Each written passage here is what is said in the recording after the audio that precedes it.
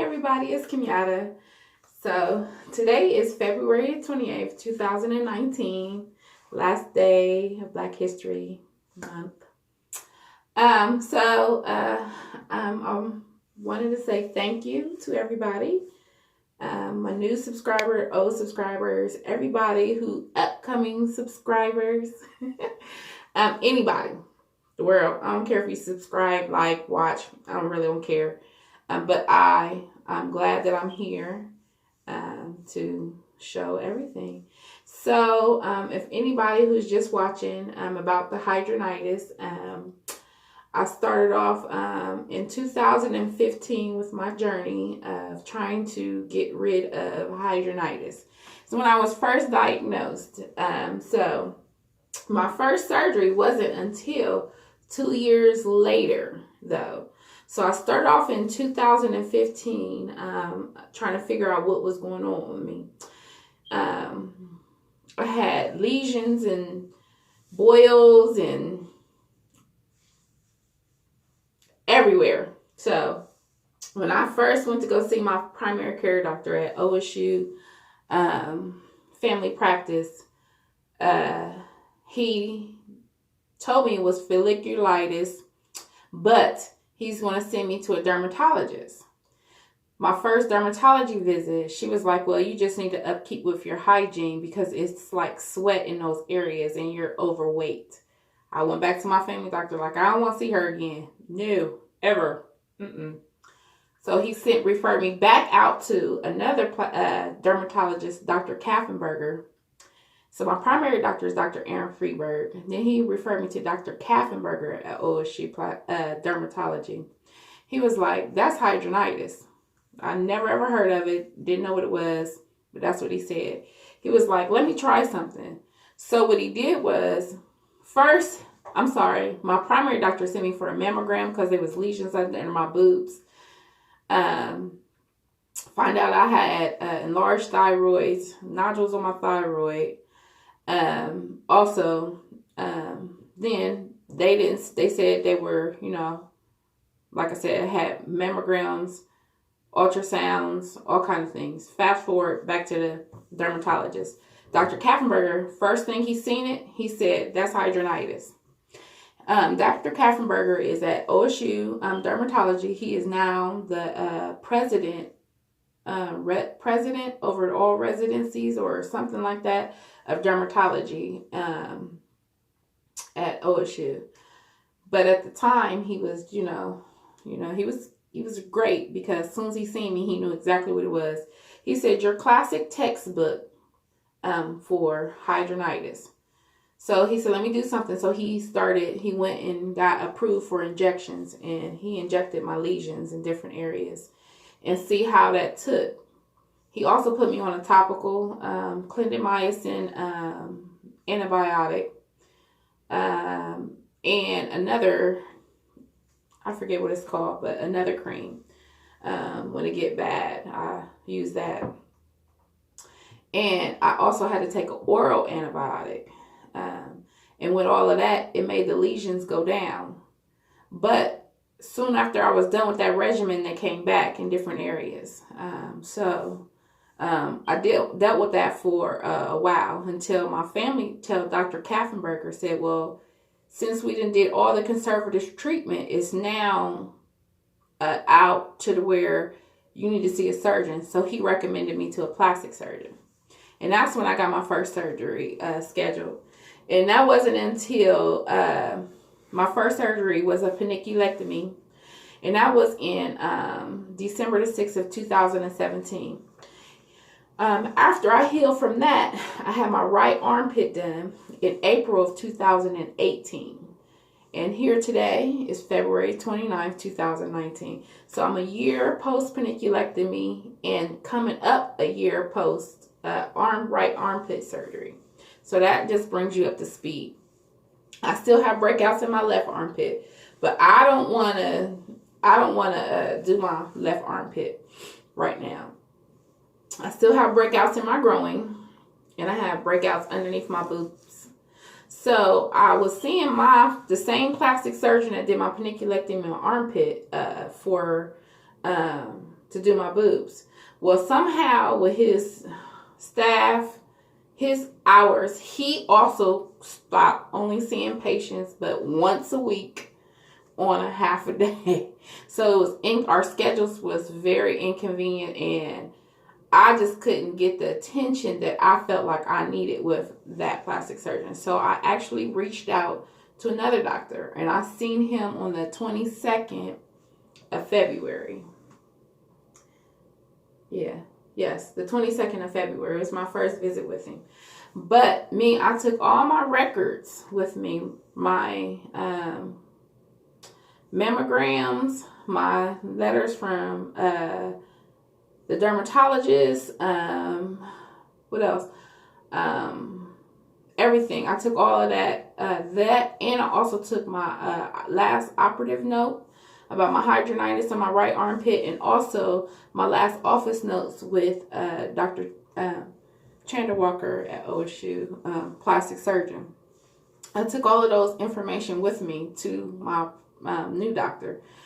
Well, I thought the doctor was with I don't know. He was an independent independent doctor when I looked him up, but when I got there, it was through a hospital. It was in an Ohio Health building.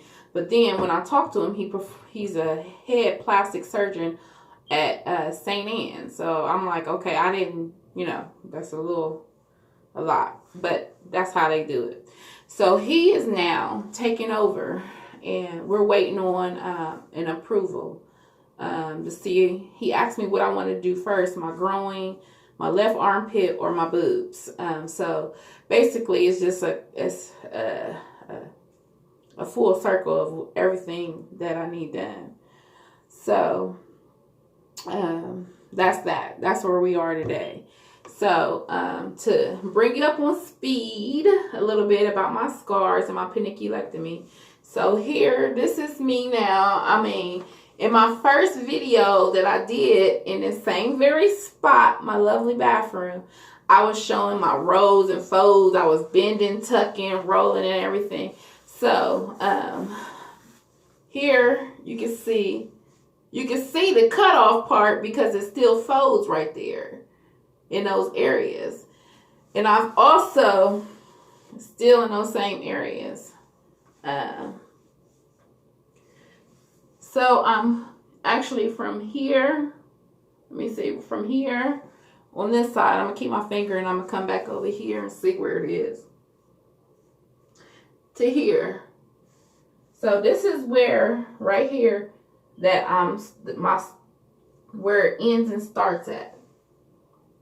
And it comes all the way down and around. So that's my paniculectomy there. And so I gained 27 pounds. Well, probably 30 something. I'm just, undercutting it. Because after I had this done, 4 months later, I had my right armpit done. And I could not work out. And I wasn't thinking about trying to hurry it. I was swelling already because I was already swelling from my paniculectomy surgery. Apparently, this was the first major surgery. No, I'm sorry. I had a C-section. But everybody know when you're pregnant, you don't count that as, you don't look at it as you gain weight. You know what I'm saying? You already got baby fat on you. So this was like my first major surgery that I had. And apparently I retained fluid. It's not funny. But apparently I retained fluid. So I swell. I was wearing compression socks, but it wasn't because I retained fluid. It's because I have varicose veins. I had that surgery done. I should have started off then talking about what I had to go through. Because that was in 2010, my bilateral varicose vein surgery. And I got to go back and get them stripped because I never did. Fast forward. So, but I retained fluid. I didn't figure it out. We didn't figure it out until my arm surgery. Because I continuously gained weight. So where now, I'm like, I got to work this back off. So, yeah. So, and here is my right arm. right here. So as you can see, I have a dog ear here, have one there, and then I have one right here, right there. So 3 dog ears there. But there's my scar. And it goes all the way around. So that right there was the rotational flap right there. The C right there that you see right there was the rotational flap. So basically they pulled, I think this skin right here was here. Or from, I don't know where it was from, truthfully. I have no idea. I don't know where I don't know where he got that from. But that's where my most troubled part is. And you see, all of this is just like, it has no, it didn't, it's still connecting. So, the nerves on it is bad because it's still trying to find its way wherever the hell it came from. I'm just going to tell you that much. It's still trying to find its way. Because I don't even know where he rotated it at from. I don't know. So, with that being said, it's still trying to find its way. It's still trying to find its way. So, them nerves is still reaching. And this ain't funny. I'm sorry. I shouldn't be laughing because that part is stupid to me. So, and this is another reason why I switched doctors. Because I could have tried to work around the schedule, but he told me he wanted to send me to physical therapy or to a pain specialist to give me a nerve block. I was like, I work and I drive and I'm right-handed. So you want me to walk around with dead arm from a nerve block? Because it's up here. So if you nerve block here, all this ain't going to work. I was like, yeah, no, I'm not. I'm not going to be, I already had problems. I'm dead armed when I went through post-op. Then he was like, physical therapy. I was like, no, my range of motion's back. I can do it. Do it. I don't need physical therapy to, you know what I'm saying? Like if they talking about move, however the case may be, I move this mug. So if it's going to take, all I wanted to know was how long or how much longer would he think it's going to take for them nerves to find where they need to go. Because they ain't lost in a motherfucker. Sorry, I don't mean to cuss, but yeah. So right now, I had to take out all wires from my bras because they hurt. I can't do it. The wire on this side pokes into the lesions. Can't do it. The wire on this side poking into my arm, nerve, can't do it. So right now, I know this shirt looks like it's real tight. And it actually is one of those tummy control shirts. But it also is a medium. I got a small shirt on purpose because I'm trying to train myself. So when I wear my waist trainers and stuff, I wear this up underneath. I always get a smaller one than I need. So I probably would have did good with a large, but it's a medium. And so I wear this up underneath my waist trainer. And yeah, as you can see, well, you can't see, but one day, right before the surgery, if it get approved, I guess I'll be bold enough to show you my lesions up underneath my boobs, but not today. Sorry. Once they gone, when I know they girl be leaving, then I'll show you. But right now, no, I can't do that. Then I can look back. I will show you the ones under my underarm, but they actually, I haven't shaved since the beginning of the year, I think. So, you know, I ain't having a Valentine's Day. But, so the lesions have went away. So, as long as I don't be trying to be cute with the hair, I'll be a little bit all right. But they're small right now, so Yeah, they're small. They're not gone completely, but they're small. But they were big, and I was like, okay, fuck it, do the left one. Sorry, let me quit cussing. But yeah, I was like, oh shoot. I'm glad I just said stop shaving. So this summer I'm gonna catch HE double hockey sticks. I ain't gonna cuss from this point on. So yeah, that's really truly it. He said it takes about 4 to 6 weeks for the approval to try to come back. Hopefully, by this being my second time around trying to get a pill, I already told him that we already tried the process, but it got denied. And you know what I'm saying, I told him, you know what I'm saying, I didn't really get a chance to go into it. Come to find out, the two doctors, they went to school together. My previous surgeon and the one I found on the internet myself. They are friends. Yay! Well, I don't care, but you know what I'm saying?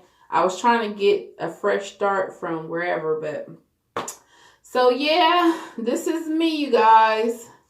The paniculectomy. So this is me. Yeah. See, you can see one. Let me put my arm down. All right. Thank you for subscribing. Sorry. Like, I know I be showing y'all stuff, but I be embarrassed still too, y'all. I'm telling you, like, I gotta keep, that Dove spray is actually better. It's so much better on your arm. That 48-hour hold, if you can get the spray in 48 hours, it may not last that long. People with hidradenitis know how that goes.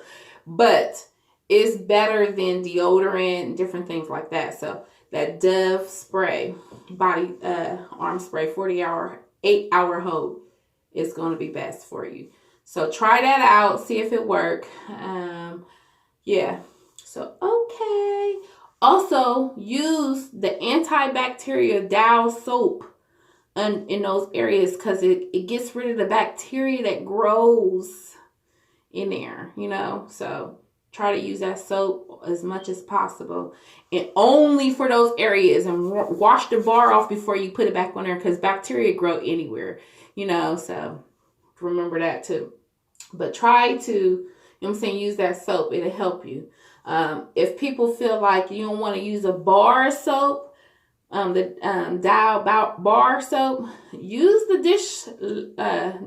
the squeeze dish soap, and that way you can monitor it. It's all about getting the bacteria out. Don't look at it like, oh, this is for dishes. No, it's to get bacteria out. So use that. So, but okay, everybody, y'all have a wonderful day. And like I said, thank you so much for even putting up with my little, sometimes I call them shenanigans. But thank you so much for watching and subscribing. I hope I can always be there for you. Y'all know I try to make sure I comment and answer any questions or anything, you know. So, but we'll see. Everybody keep your fingers crossed for me. All right. See if the insurance cover this stuff and take care of it. But I wanted to say again, congratulations, everybody, for taking control of your hidradenitis. All right. Because we don't want to be old with this and somebody don't want to take care of us and that'd be messed up. So we got to get this taken care of while you're young or while you can. Even if you're 68 and you can get it taken care of, get it taken care of because we know what we living with. All right. Bye.